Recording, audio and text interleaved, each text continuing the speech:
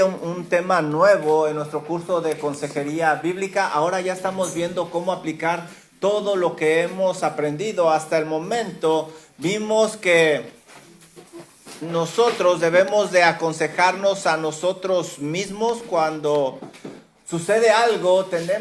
Debemos de tener la capacidad de guiarnos a nosotros mismos, ayudarnos a nosotros mismos, y eso nos va a dar la habilidad de poder ayudar a alguien más. Comenzamos aprendiendo a aconsejarnos cuando estoy en conflictos. Y ese es el título de la serie, cuando estoy, y le vamos a ir cambiando la última parte, cuando estoy en conflictos. El próximo tema es cuando estoy sin perdonar, cuando estoy con miedo, cuando estoy con tristeza, y así nos vamos a ir. Aprendimos que los conflictos son inevitables. Vimos varios ejemplos, iglesias sólidas. Aprendimos también que creyentes maduros han tenido conflictos a través de la historia. También personas que nunca nos imaginamos que pudieran tener un conflicto, aprendimos que lo llegaron a tener. Así es de que debemos aprender a resolver esos conflictos a la manera de Dios, bíblicamente. Y hoy vamos a seguir con ese tema. Vamos a ver qué debemos de hacer cuando se presenta un conflicto. Estamos enfocados aquí en la iglesia entre hermanos, pero pudiera ser también, estos principios les pueden ayudar para solucionar conflictos en su hogar, con sus vecinos, amigos. La diferencia es que aquí tomamos nosotros por hecho que lo estamos haciendo entre hermanos, entre personas que tienen el Espíritu Santo morando en ellos, y apelamos a eso, a querer agradar a Dios. Y lo primero es, cuando sucede un conflicto, ¿cuál es mi meta? ¿Qué es lo que tengo que hacer? Muchas veces lo que buscamos es desquitarnos, hacer a la otra persona entender que está mal y que yo estoy bien, pero así es como lo hace el mundo. Nosotros, cuando sucede un conflicto, lo primero que tenemos que pensar es en la reconciliación bíblica. Sucedió algo y yo inmediatamente empiezo a pensar qué debo de hacer para que esto llegue a una reconciliación bíblica. La consejería bíblica indica que hay que buscar darle la gloria a Dios en cualquier circunstancia, y cuando sucede un conflicto no es la excepción. El creyente en medio del conflicto debe de reflejar el carácter de Cristo Jesús, no debe de reflejar lo que el mundo enseña o practica. Por lo tanto, debe de tener un objetivo en medio del conflicto, debe de seguir una dirección específica. Y todo lo que yo haga, todo lo que diga, hacia donde yo me mueva, me tiene que llevar a una reconciliación bíblica. El Señor Jesús nos muestra el camino a seguir para buscar esa reconciliación bíblica. Por favor, vayan a Mateo capítulo 5. Y vamos a empezar en el versículo 23. Vamos a ver el 23 y el 24.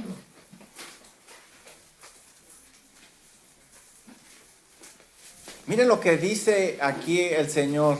Este es el camino que debemos de seguir. No importa lo que te diga el mundo, cómo lo hayan hecho por décadas. Esto es lo que enseña la inerrante palabra de Dios.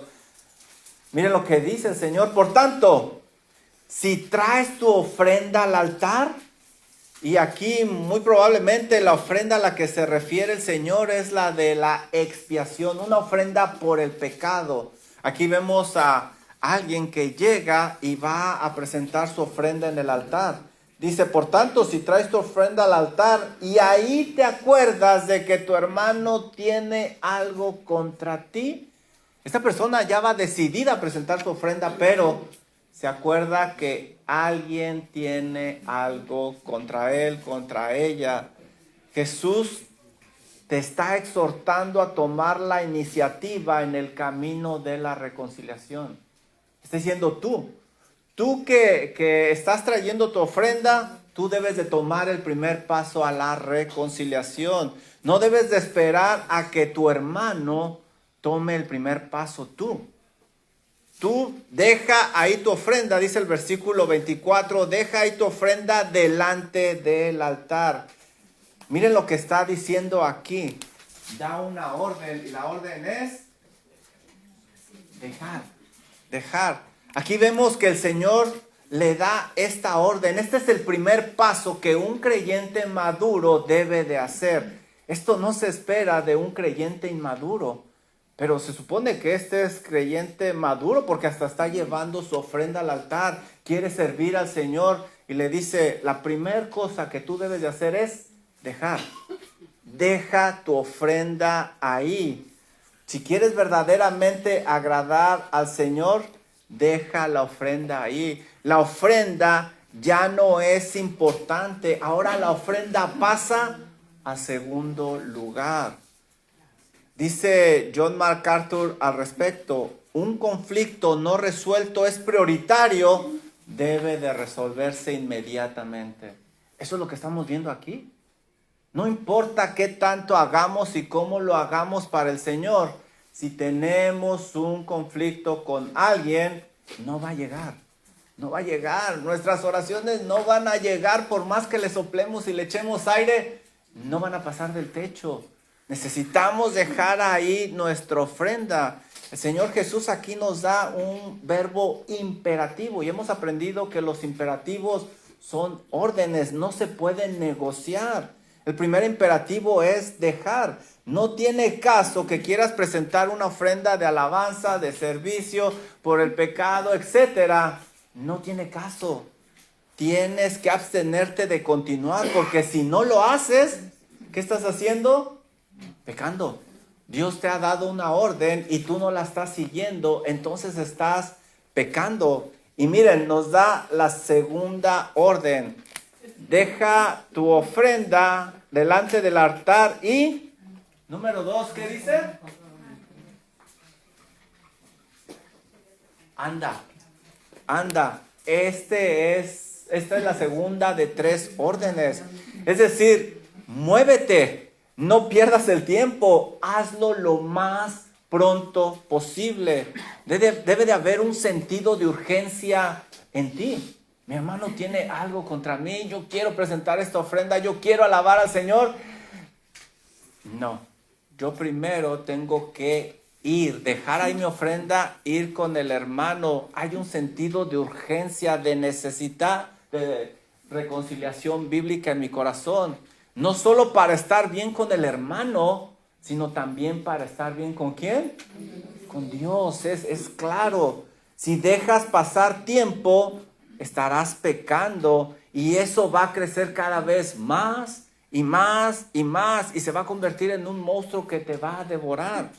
Esto es relevante. Muchos tendrían que viajar de regreso 3 días a Galilea dejando ahí su ofrenda. ¿Recuerdan? Los peregrinos viajaban, subían y presentaban su ofrenda.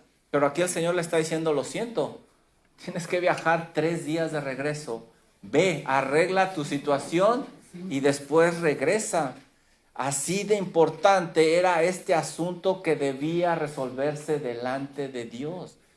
¿Qué nos está diciendo aquí? Que resolver conflictos a la manera bíblica requiere un esfuerzo, requiere un sacrificio, si es que queremos hacerlo a la manera de Dios. Miren lo que dice, y anda, reconcíliate primero con tú. ¿Qué es lo que más importa? ¿Qué es lo que está dominando esta sección? Reconciliación. Reconcíliate primero con tu hermano. Este es el tercer imperativo. Reconcíliate. Esa es la actitud que tú debes de llevar. Tú vas, dejas tu ofrenda, vas con tu hermano y no vas a decirle en todo lo que se equivocó, en todo el daño que te hizo. van a platicar y tu meta va a ser reconciliación. Voy a buscarle por un lado, por otro, pero yo quiero llegar a la reconciliación. Yo no voy para pelear, no voy para ver quién tiene la razón solamente, no voy para desquitarme, no voy para advertir. Yo voy a buscar una reconciliación bíblica por amor a Dios y por amor a mi hermano. La orden es clara. Hay que ir con una intención humilde, sana de reconciliación. La palabra reconciliación es interesante en el griego porque indica hacer un intercambio. Y básicamente es lo que vamos a hacer. Tú vas a entregar amor, perdón, misericordia en intercambio para hacer las paces. Tú no sabes lo que te va a entregar el hermano o la otra persona, pero tú es lo que llevas en tu intercambio. Aquí no hay ninguna otra restricción. Si la persona no coopera, tú has cumplido. Tú estás bien delante de Dios. Ya es entre la otra persona y Dios, pero tú habrás hecho todo lo que está de tu parte para encontrar una reconciliación bíblica. Y miren lo que dice al final. Entonces, ven y presenta tu ofrenda. Ya no hay ninguna cosa que la estorbe. Después del proceso de la reconciliación, ya se puede alabar, adorar, ofrendar, servir sin ningún problema, orar. Podemos resumir esta sección diciendo lo siguiente.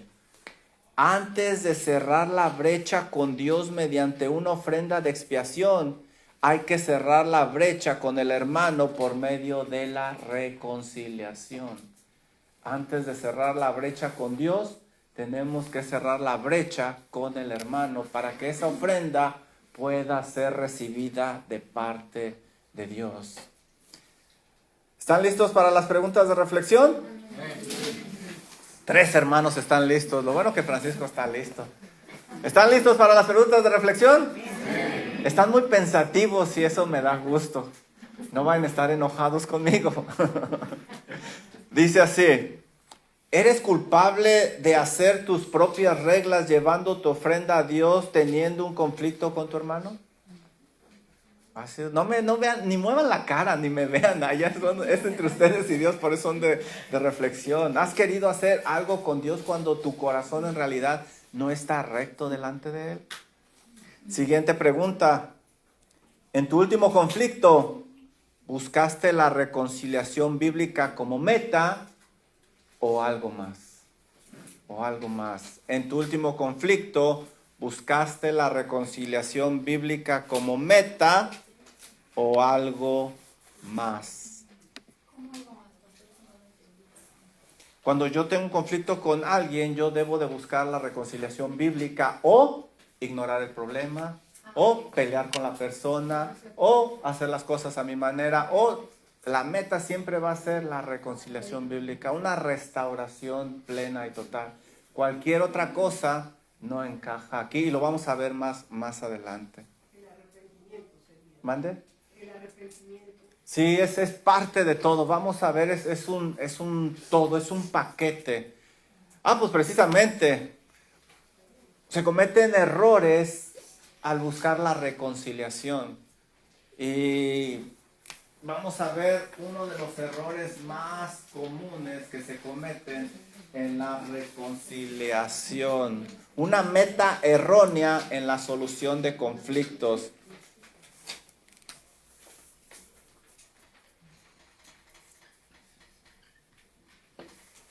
Un error común.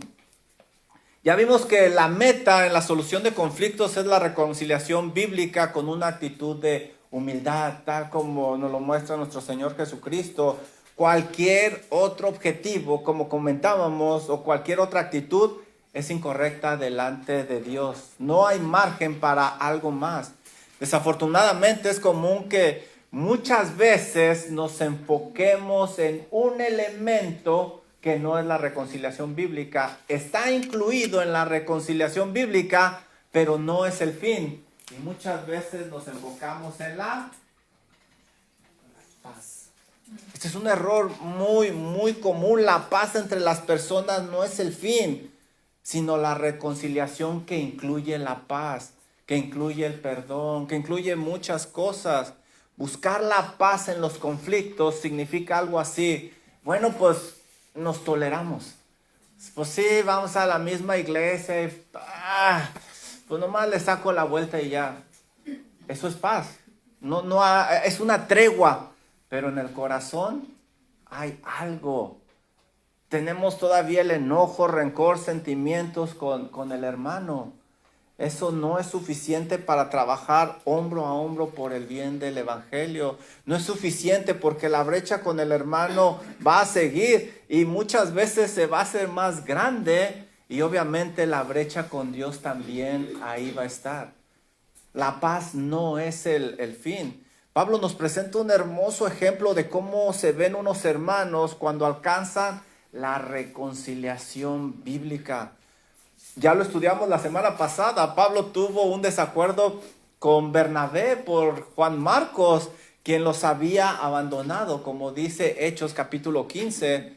Pero al final de sus días, Pablo dice unas palabras, hermanos, hermosas, increíbles, impresionantes. Estas palabras nos muestran que la reconciliación bíblica es posible entre hermanos y se puede empezar de cero. Miren lo que dice 2 de Timoteo 4:11.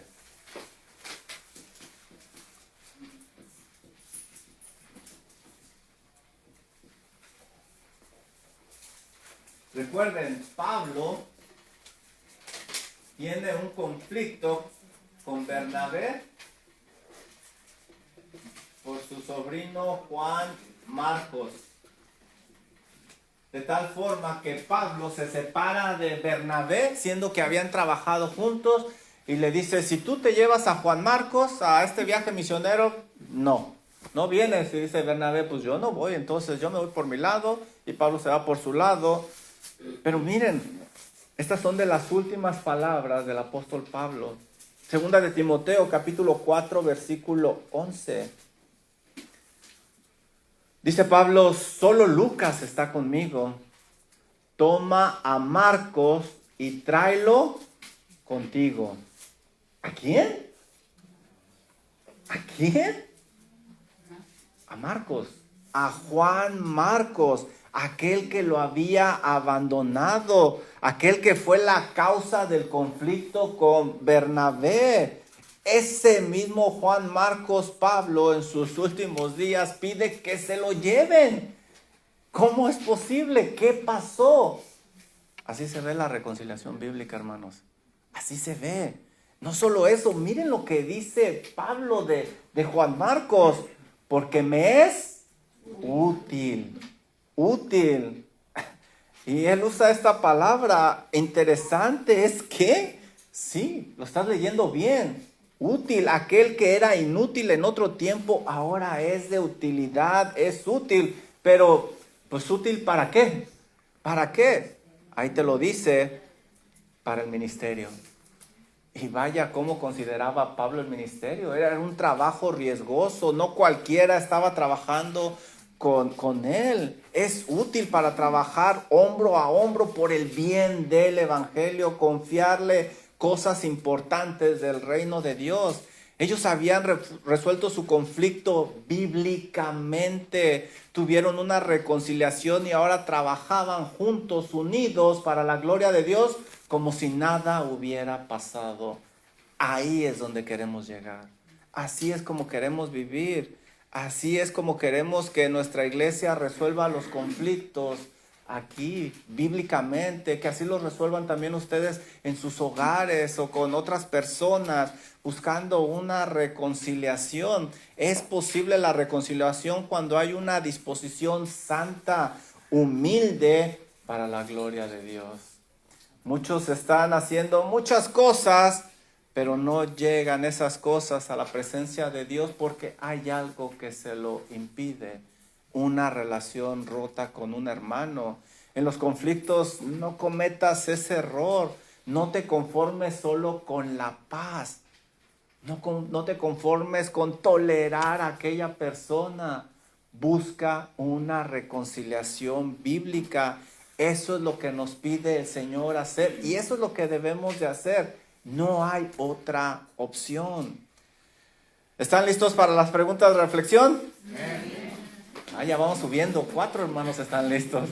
¿Están listos para la pregunta? Eso. ¿Has cometido el error de conformarte solo con la paz en lugar de una reconciliación bíblica? ¿Has cometido ese grave error? Si levantar una encuesta, yo pienso que la mayoría hemos cometido ese error. Esto era lo que les iba a confesar la semana pasada. Yo he cometido este error. No debemos de conformarnos, debemos de buscar una reconciliación bíblica. Y les tengo buenas noticias en el siguiente tema.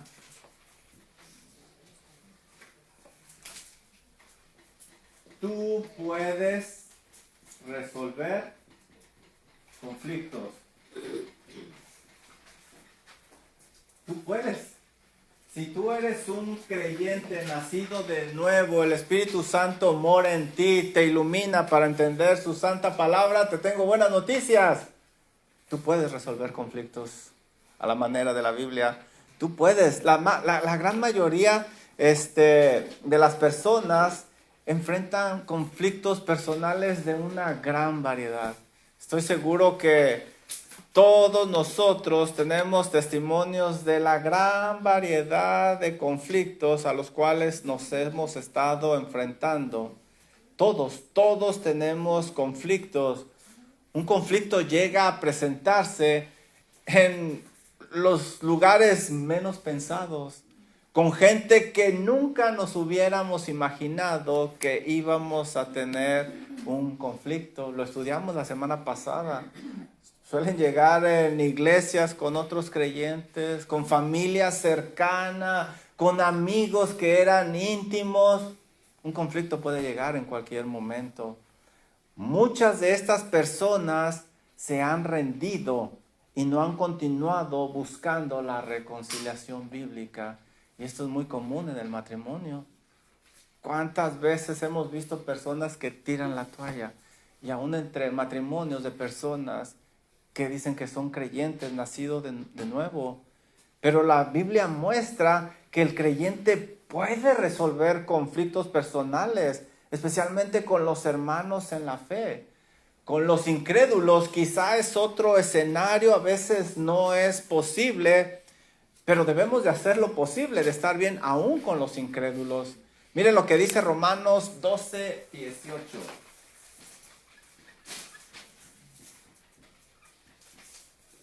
Romanos 12:18. Y en el contexto habla de personas que no son creyentes.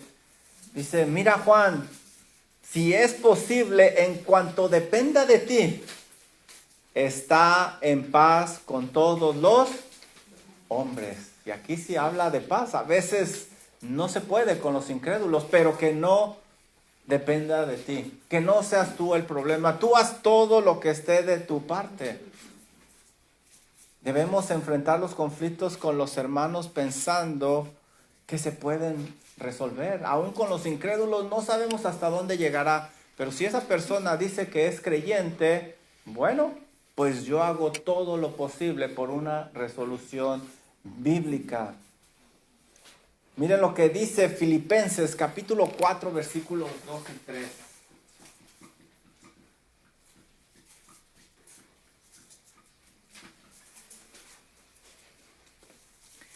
Aquí vamos a ver un conflicto entre dos hermanitas. Lo mencionamos la semana pasada. Ya usamos a Pablo, Juan Marcos y Bernabé. Ahora les toca a ustedes. Filipenses capítulo 4 versículos 2 y 3. Miren los principios que vamos a ver aquí. Ruego a Evodia y a Síntique que sean de un mismo sentir en el Señor. Asimismo te ruego también a ti, compañero fiel, que ayudes a estas que combatieron juntamente conmigo en el Evangelio, con Clemente también, y los demás colaboradores míos, cuyos nombres están escritos en el libro de la vida.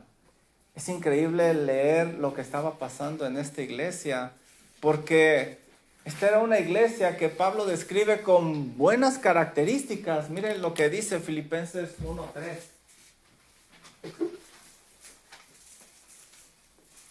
Pablo dice, doy gracias a mi Dios siempre que me acuerdo de vosotros. Pablo amaba a esta iglesia, por eso le preocupaba lo que estaba sucediendo. Pablo les había enseñado también la importancia de la unidad.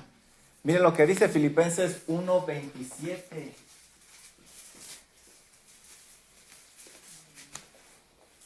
Ellos sabían lo importante, ellas lo sabían.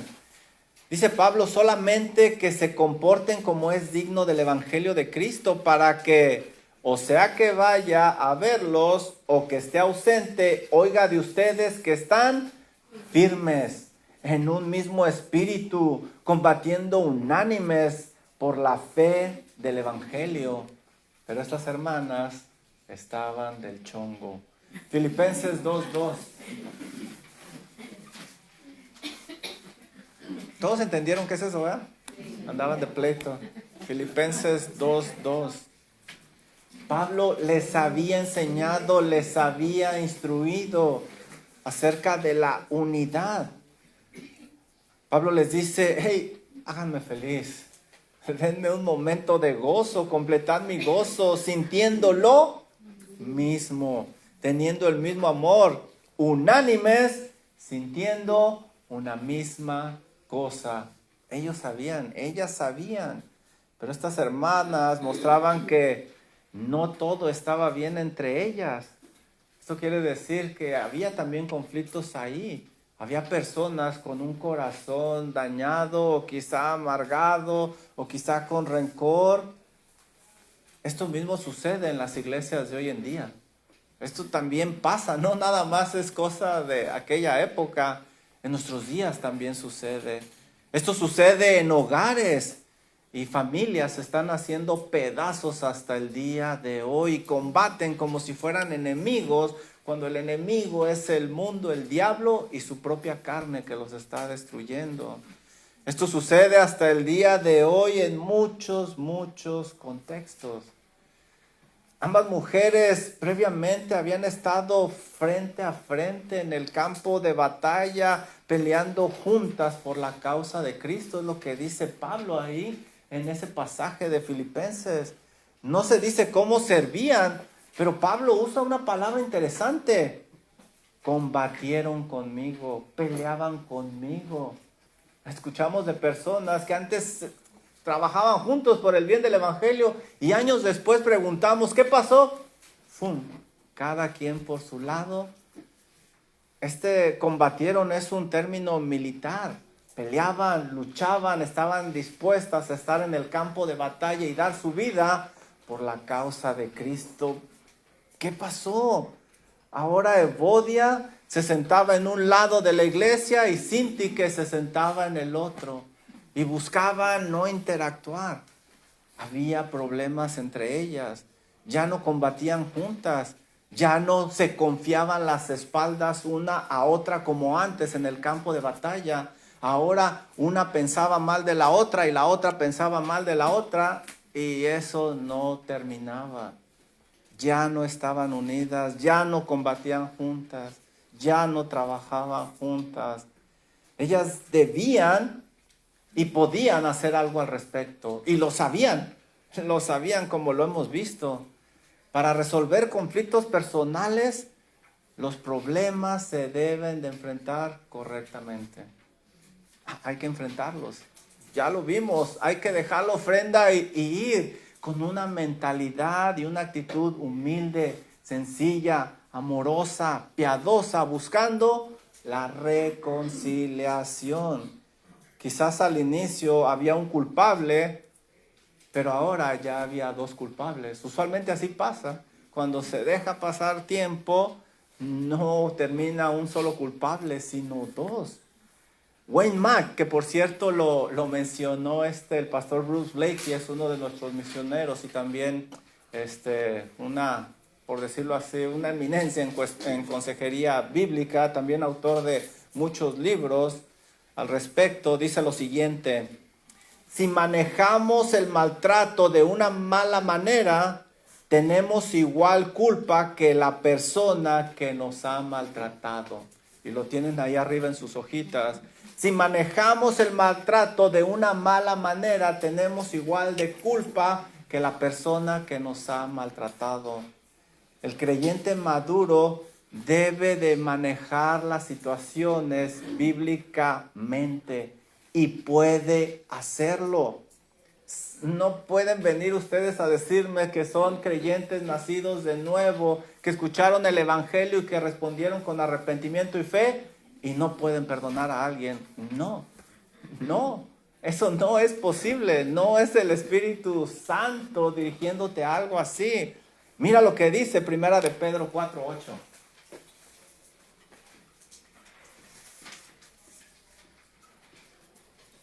Y por cierto, el siguiente tema va a ser cuando estoy sin perdonar. Primera de Pedro 4:8, ¿qué dice? El amor cubrirá multitud de pecados. Primera de Corintios 13:5.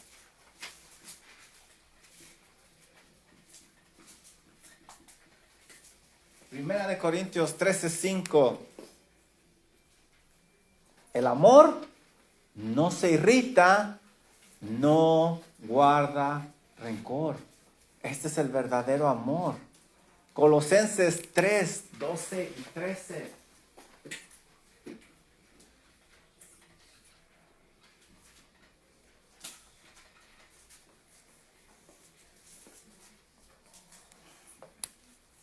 Pablo les dice a los de Colosa lo siguiente: vestíos pues como escogidos de Dios, santos y amados, de entrañable misericordia, de benignidad, de humildad, de mansedumbre, de paciencia. Y miren lo que sigue al final. ¿Están ahí en Colosenses? ¿Qué dice? Ajá, pero ¿qué dice lo siguiente después de paciencia? Más fuerte, que no les cueste trabajo. Sean valientes. Soportándonos unos a otros. ¿Qué? ¿Soportándonos? Aquí lo dice. Y no nada más dice soportándonos. Miren lo que sigue. Y perdonándonos unos a otros si alguno tuviere queja contra otro. ¿Qué? ¿Perdonándonos? No, hombre, eso es imposible porque Pablo no conoce quién es la persona que yo tengo al lado. Para él es fácil decir eso, pero cuando leemos lo que sigue, nos desarma Pablo por completo. No tenemos palabras, nos deja sin aliento. Miren a quién mete a la ecuación y ahí todos quedamos cortos. De la manera que Cristo os perdonó, así también hacedlo vosotros. Si tú no puedes perdonar, si no puedes buscar reconciliación bíblica, analiza tu salvación. Analízala. Porque entonces no has comprendido la magnitud del perdón que tenemos en Cristo Jesús. Él nos lo ha perdonado. Nosotros podemos llegar a la reconciliación bíblica. Sí es posible. Para el incrédulo no, pero para el creyente sí. Es posible y es necesario y es mandatoria. Tenemos el ejemplo de Cristo, número 1. Número 2, es mandato de Cristo Jesús. Y número 3, la meta es ser como Cristo Jesús. En una frase, Pablo nos desarma. No tenemos excusa. No hay excusa. Si eres un verdadero creyente, tú puedes resolver conflictos personales. Tú puedes. Aquí lo estoy viendo. Si no lo haces, es porque no quieres. Es porque tienes un orgullo muy grande. Tienes el Espíritu Santo, la iluminación de su palabra. Tú puedes. Si dos creyentes quieren resolver sus conflictos, sus problemas, lo pueden hacer por la gracia y el poder de Dios. ¿Tú crees que si oras, Dios no va a contestar esa oración? Va de acuerdo a su voluntad. Mira lo que dice Mateo 19:26.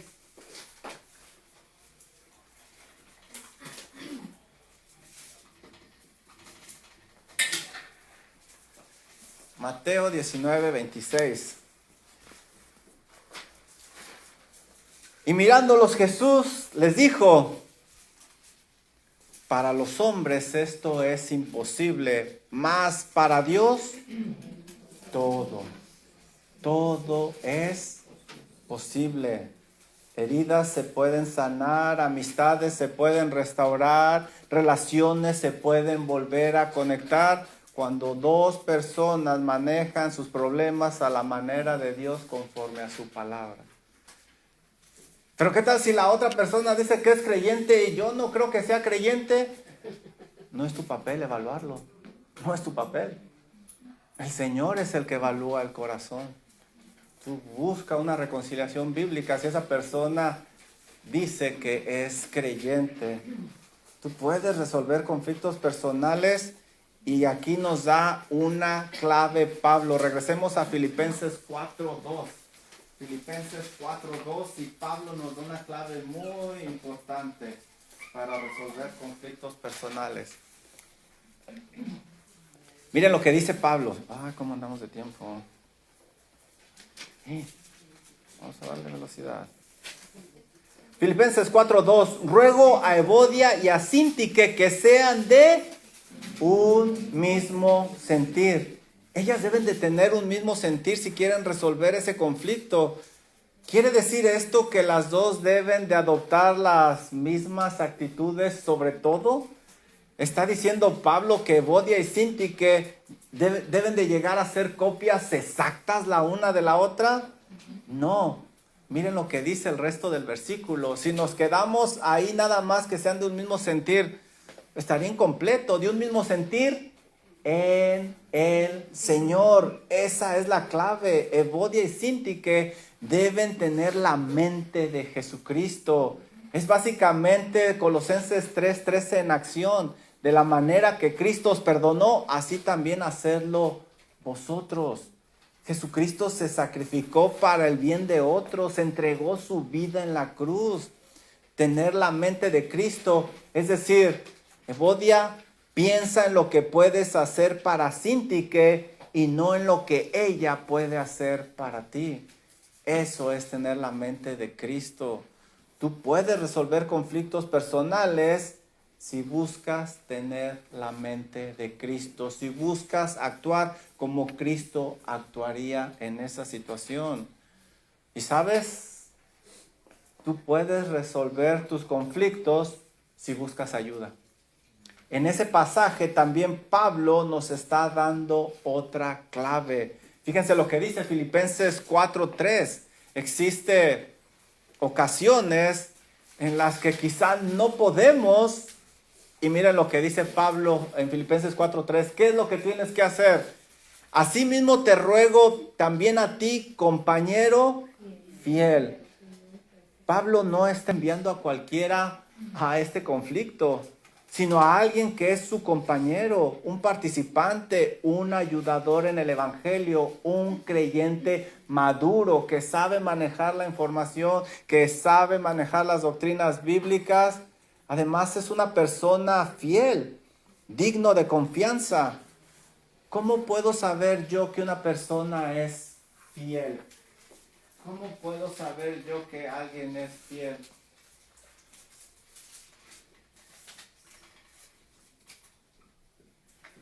Para probar la fidelidad de alguien se requiere dos cosas. Una es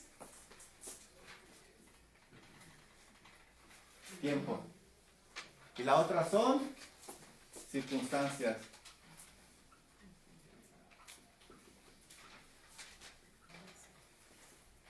Este hermano había probado ser fiel para este tipo de situaciones. Por eso Pablo lo escoge a él. Dice: asimismo te ruego también a ti, compañero fiel, que ayudes a estas que combatieron juntamente conmigo en el evangelio. Quizá antes intentaron solucionar ellas el problema y quizá no funcionó y se están rindiendo. Pablo dice, no hay que olvidarlo. Hay que buscarles tú eres el adecuado. Tú has probado ser fiel. Adelante. Dice, ayudes a estas que combatieron juntamente conmigo en el evangelio. Pablo quiere que estas hermanas regresen a ese punto que travesia, pero así como lo describe Pablo, sabía manejar la información con cuidado, sabía que era imparcial buscando la gloria de Dios, era maduro para saber buscar la reconciliación bíblica. Y Dios provee hermanos maduros que nos pueden ayudar, nos pueden guiar, nos pueden aconsejar cuando hay disposición de parte de nosotros. Miren lo que dice Romanos 15:14.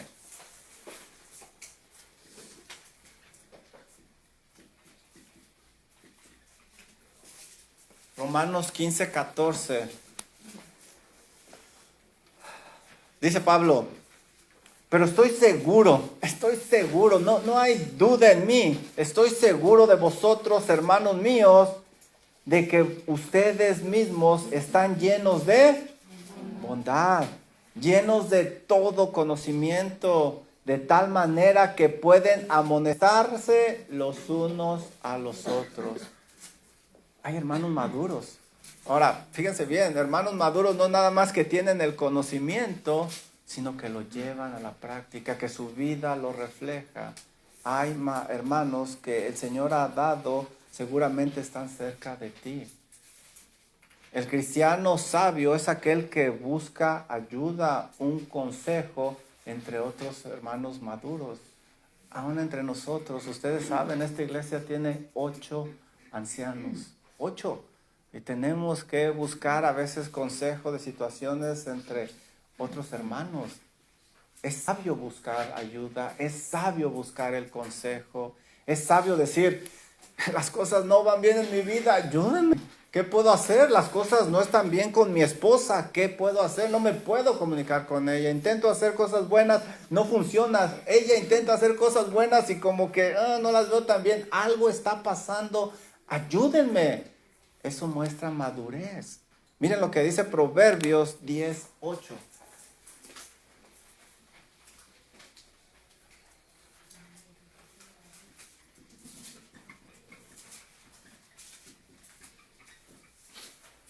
Yo sé que le estoy enseñando al coro, nadie tiene problema, nada más yo, pero es bueno buscar, es uno de los recursos que el Señor ha dado. Proverbios 10:8. El sabio de corazón recibirá los mandamientos. Proverbios 10:14. ¿Sí lo dije bien o no? Sí. Proverbios 10:14. Me voy rapidito para... Los sabios guardan la sabiduría. Proverbios 10:17. Camino a la vida es guardar la instrucción, pero quien desecha la reprensión, yerra, se equivoca. Proverbios 11:14. Proverbios 11:14. Ya se aburrió y va a poner una película. ¿Se fijan? Proverbios 11:14. Donde no hay dirección sabia, caerá el pueblo, mas en la multitud de consejeros hay seguridad. Proverbios 12:15. Y así les podemos seguir. El camino del necio es derecho en su propia opinión. Él no busca consejo, él está bien. Bueno, pues allá él. Mas el que obedece al consejo es sabio, es sabio. Proverbios 13:18. Yo creo que aquí le dejamos porque nos podemos seguir un rato. Ya se le acabó la hoja. Pobreza y vergüenza tendrá el que menosprecia a él consejo, mas el que guarda la corrección recibirá honra. ¿Quieren otro? No, ya se le acabó la hoja a la hermana, mejor no. Proverbios 15:12, Proverbios 15:22, Proverbios 15:32, Proverbios 19:20 y así síganle. Pero la Biblia nos insta a buscar consejo. Tú puedes resolver conflictos personales si usas los recursos que Dios ha provisto para ti. Y uno de ellos es tu iglesia local. Son hermanos maduros que te pueden tender la mano. ¿Estás listo para las preguntas de reflexión? Ay. ¿Están listos para las preguntas? Sí. Eso. O prendemos la tele. Ustedes díganme. Primera pregunta. ¿Qué argumentos das para no buscar una solución de conflictos a la manera bíblica? Piensa. ¿Qué argumentos has dado? No, pues no se puede. No, pues esa persona es imposible. No, ni para qué pierde. ¿Qué argumentos bíblicos? ¿Qué argumentos has dado para no buscar una solución en los conflictos en una manera bíblica? Espero que después de este estudio todos esos mitos que están en ti caigan y des un paso al frente y busques hacer las cosas a la manera del Señor. En tu último conflicto, ¿usaste todos los recursos que Dios te provee para solucionarlo? Hablamos en esta clase de varios recursos que Dios te da, varios. Ahora ya sabes que los tienes a tu alcance. Hay que usarlos. Siguiente pregunta. ¿Buscas tener la mente de Cristo en los conflictos que se te presentan o tienes la mente del mundo? ¿Me la hizo? No se la pago. Pues nomás lo hago a mi manera. El Señor no sabe qué tan complicada es esta situación. ¿Buscas tener la mente de Cristo o tienes la mente del mundo? Siguiente pregunta. ¿Alguna vez has dejado la ofensa de lado y te has reconciliado por amor a Cristo y por el bien del Evangelio? ¿Alguna vez has dejado tu ofensa, tu orgullo y decir, no, vamos a darle para adelante por el bien del Evangelio? Vamos a perdonarnos, vamos a ayudarnos. ¿Y has experimentado esa reconciliación bíblica así como Juan Marcos y Bernabé? Eso es maravilloso, hermoso. Ahí les puse también unos pasos sugeridos que se nos dan en consejería bíblica. Estos son del pastor Wayne Mack, que mencionaba precisamente el pastor Bruce Blakey. Y él recomienda esto. Mira, tú puedes hacer este ejercicio si realmente quieres resolver tus conflictos bíblicamente. Haz una lista, ahí está también en sus hojas. Haz una lista específica de lo que has hecho o dicho que ha empeorado la situación en tus conflictos personales. No trates de justificarte y ten en mente los siguientes pasajes. Algunos los comentamos aquí. Haz una lista. Esto la hice y la regué. Empeoró las cosas. Esto y esto y esto y esto. Después dice, número 2, lee con cuidado Romanos 12:8 y da varios pasajes. Después haz una lista de principios que estas escrituras dan para prevenir o resolver conflictos personales. Repasa estos versículos y principios diariamente. Así como lo hicimos aquí, saca principios bíblicos para resolver conflictos. Número 3, de la lista anterior, identifica los que tú no has aplicado en tus conflictos personales y pídele a Dios que te ayude a aplicarlos de ahora en adelante. Ahora, no eres solo, lo predicó el pastor también. Necesitamos orar. Señor, ayúdeme. Trabaje en el corazón de aquella persona. Deme humildad, deme gracia. Ayúdeme a hablar. También comentaba el pastor Bruce Blakey. Debemos de saber hablar, hacerlo en el lugar correcto, la manera correcta. En fin, hay que orar. Número 4, haz una lista de cualidades o acciones piadosas en la vida de la otra persona. Sí, esa persona que a lo mejor te hizo algo, haz una lista. Y mira lo que dice aquí. Haz una lista de cualidades o acciones piadosas en la vida de la otra persona. Busca oportunidades de expresar tu aprecio por esas cualidades y hechos de la otra persona. También ora dándole gracias a Dios por esa persona. Y obviamente lo que Wayne Mack está buscando es trabajar en los corazones y acercar esa brecha. Número 5. Haz una lista de manera específica y práctica en que puedas servir, ayudar o animar a la otra persona. Empieza inmediatamente a ponerlo en práctica. ¿Cómo le ayuda a esta persona a crecer espiritualmente, a ser útil activamente? Número 6. Busca un consejero cristiano y pídele que te ayude a llegar a tener una vida más apegada a la Biblia, en particular en tus relaciones personales. Quizá tú tienes problemas relacionándote con los demás, pídele que te ayude, a lo mejor ahí pueden encontrar algo. Número 7 y última. Si tienes conflictos o problemas que no has podido manejar solo, planea con quién y cuándo vas a buscar la ayuda que Dios señala para tu vida. Estos son simplemente algunos pasos que él recomienda. Él es un consejero de muchos años. Bueno, pues con eso terminamos.